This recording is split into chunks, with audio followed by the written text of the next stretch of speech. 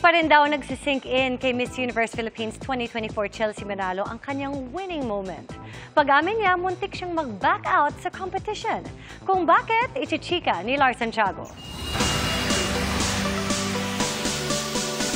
Oozing with confidence, yet calm, si newly crowned Miss Universe Philippines, Chelsea Manalo, sa pagharap niya sa media ngayong araw.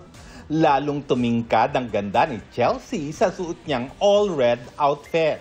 Surreal pa rin daw para sa kanya na suot na niya ang corona at sash ng Miss Universe Philippines. It still haven't sunk in yet to my head. You know, I still don't really feel that I have actually won. It still feels surreal, but I'm taking it day by day to grow.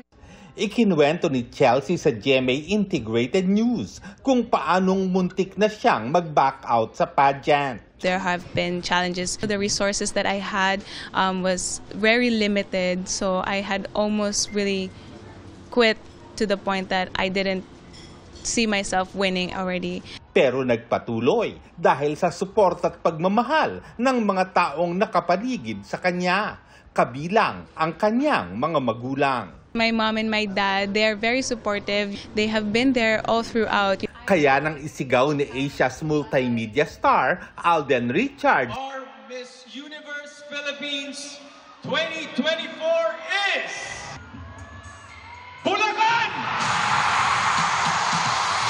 It added more shock, but you know, when they called my name, I just had in mind was that, whoa, is that really Bulacan? Did I hear that correct?